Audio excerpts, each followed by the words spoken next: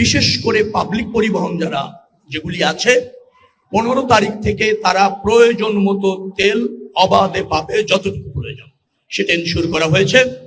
জ্বালানি মন্ত্রী আমাকে এনশিওর করেছেন, তিনি বলেছেন 15 তারিখ থেকে পর্যাপ্ত তেল পাবলিক পরিবহনে সরবরাহ করা হবে, আর তেলের দাম বাড়ানো হবে না, যার ফলে ভাড়া বাড়ছে না, আর দুর্ভোগ হওয়ার সম্ভাবনা আমি দেখছি না। তেল সংক্রান্ত দুর্ভোগ আমি দেখছি না এই পর্যন্ত। আমার মনে হয় 15 তারিখের পর থেকে রেশনিং ব্যবস্থা এভাবে থাকবে কিনা তার পুনর্বিবেচনা করা হবে। তবে আপনি মনে রাখবেন, সংকট হলে সব জায়গায় কিছু না কিছু ছাড়, কিছু না কিছু সীমাবদ্ধতা চলে আসে। বড় একটা সংকট, আমরা এখন তো সংকট থেকে বেরোতে পারিনি, আশঙ্কা আছে, সংকটের মধ্যে আছি, আমাদের সক্ষমতা দিয়ে আমরা মোকাবেলা করতে চাচ্ছি। একটা সংকট যখন হয় সবাইকে একটু স্যাক্রিফাইস তো করতেই হবে, নিশ্চয়ই জনগণকেও কিছু না কিছু তো করতে হয়। আমরা মনে করছি না এবার বড় ধরনের শিডিউল বিপর্যয় হওয়ার সুযোগ আছে। আপনাকে বলে রাখি, 85 থেকে 87টি লোকোমোটিভ যদি আমরা অ্যারেঞ্জ করতে পারি তাহলে শিডিউল বিপর্যয়ের কোনো সম্ভাবনা আশা করি এই ব্যবস্থাপনায় থাকবে না। ইতিমধ্যে আমরা 78টি লোকোমোটিভ যুক্ত করতে পেরেছি, আরো 2 দিনের মধ্যে কয়েকটি লোকোমোটিভ যদি যুক্ত হয়ে যায়, কোচের সংখ্যা যা বাড়িয়েছি, স্পেশাল ট্রেনের সংখ্যা যা বাড়িয়েছি, এই চাপটা আমরা মোটামুটি চাপ থাকলেও ম্যানেজ করতে স্বস্তির সাথে সক্ষম হবো বলে মনে করছি। আমরা কোনো অবস্থাতে সেটা চাইছি না, নিবৃত্ত করছি, বাধা দিচ্ছি, প্রতিরোধ করছি। এখন ধরেন হাজার হাজার মানুষ এক হয়ে 2-1 জন কোনো সময় সবকিছু অতিক্রম করে তুলে যায়, তাকে আমরা নামিয়ে আনারও চেষ্টা করছি। কিন্তু এই রকমের পরিস্থিতিতে 2-4 জন এরকম শেষ মুহূর্তে যদি উঠে যায়, মানে সেটাকে আপনি শতভাগ একজন লোকও যাবেন না, এই ব্যাপারটা এই জায়গা থেকে এই চাপের মধ্যে এনশিওর করাটা কঠিন। আমাদের সহযোগিতা নেই এবং আমরা সেটা যে কোনো মূল্যে আপনার নিয়ন্ত্রণ করতে চাই। সেখানে যা যা সক্ষমতা, যা যা পদক্ষেপ আমরা সব নিচ্ছি।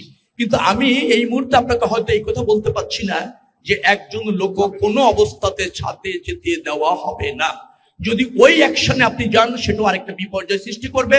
আপনারাও সাংবাদিক যারা আছেন, আমি জানি খুব মানবিক, তখন বলবেন ঈদযাত্রা ব্যাঘ্রিত করার জন্য একজন লোককে এইভাবে বল প্রয়োগ করা হয়েছে, তখন আপনার মানবিক হয়ে যাবেন। এখন শৃঙ্খলার মধ্যে আছেন, শৃঙ্খলা চাইছেন। সহজ যেটা করছেন সেটা তো একটা চুক্তির মাধ্যমে অ্যাগ্রি হয়ে করছেন। এখান থেকে বেরিয়ে আসতে হলে আরেকটা বিকল্পেরও প্রয়োজন আছে। তো সেটা আমরা খুব বেশি ব্যত্যয় কি মনে করছি না। কিছু কিছু অভিযোগ যেহেতু আছে এবং কিছু দাবি আছে, আমরা মনে রাখবেন সব সময় সব মানুষের ন্যায্য দাবিটাকে অ্যাকোমোডেট করতে চাই, কিন্তু ন্যায্য দাবিটা অ্যাকোমোডেট করতে গিয়ে প্রাতিষ্ঠানিক কিছু প্রক্রিয়া আছে, সেই প্রক্রিয়াটাও অনুসরণ করতে হয়। আপনি যেটা আমলে আনলেন, ডেফিনেটলি দ্রুততম সময়ের মধ্যে চেষ্টা করব ওই অভিযোগটার কিভাবে নিষ্পত্তি করা যায়। ব্যবস্থা হলো তখন যখন নিচ্ছে তার একটা প্রমাণ দেবেন, তখন ব্যবস্থা। আমরা বলেছি কোনো অবস্থাতে সরকার কারণ ছাড়া, আলোচনা ছাড়া এবং নির্ধারণ করা ছাড়া কোনো ভাড়া বাড়ানো যাবে না, যার দাবি সরকার বাড়ানো যাবে না। এখন ধরেন আপনি বলছেন অগ্রিম টিকিট বিক্রি করছে না, আমি জানি বিক্রি করছে। মাঝখানে অগ্রিম টিকিট বিক্রি করা টিকিটও ফেরত দেওয়ার একটা চেষ্টা করা হয়েছিল, আমি সেটা বন্ধ করেছি। তারা বলেছিল তেলের দাম বাড়তে পারে, অগ্রিম টিকিট বিক্রি করলে আমরা তেলের দাম বেড়ে গেলে ওই টিকিটে যাত্রী বহন করতে পারবো না। আমি বলেছি তেলের দাম বাড়বে না, তেল সরবরাহ নিশ্চিত হবে, অতএব টিকিটের দাম বাড়ানো যাবে না, বিক্রিত টিকিট ফেরত দেওয়া যাবে না। তারা এগ্রি করেছে এবং তারা বিক্রিত টিকিট ফেরত দেয়, অব্যাহত আছে। ঢাকা সিলেট সড়কে 6 লেনের কাজ চলছে, কাজ চলমান যেখানে থাকে অন্তত 2টা লেন একেবারে অবাধে গাড়ি যেতে পারবে, গাড়ির গতি কম হবে কিন্তু গাড়ি কোথাও থামবে না, সে ব্যবস্থাপনা আমরা নিশ্চিত করেছি। এবং আমাদের আপনার সচিব নিজে গিয়ে ওখানে ভিজিট করে আসছেন, চিফ ইঞ্জিনিয়ার উনি বারংবার ভিজিট করেছেন। একেবারে নিশ্চিত হয়েছে যে 2টি লেনে অব্যাহতভাবে গাড়ি চলবে, গাড়ির গতি হয়তো একটু কম হতে পারে কিন্তু কোথাও বাধা সৃষ্টি হবে বলে আমার কাছে মনে হয় না। সড়ক যোগাযোগের ওখানে আমরা পর্যাপ্ত ব্যবস্থা নিয়েছি, সব ধরনের ব্যবস্থা নেওয়া হয়েছে। আমি আবার আপনাকে বলতে চাই, যা সক্ষমতা আছে, যা জনবল আছে, যা করা সম্ভব, তার সব ব্যবস্থা নেওয়া হয়েছে। তার মধ্যে দিয়ে এটা আপনাকে মানতে হবে, শেষ করি, যে 1.5 কোটির কাছাকাছি লোক ঢাকা ছাড়বে, সেই জায়গায় একটা চ্যালেঞ্জ হবে।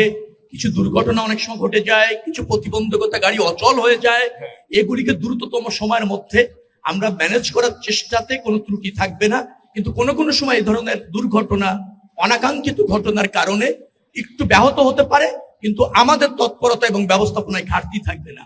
আমি আপনাদের কাছে একটু চাইবো, একটু ধৈর্য, একটু অ্যাডজাস্ট করার মানসিকতাটাও খুব প্রয়োজন ক্রাইসিসে, সেটার জন্য আপনাদের থাকে।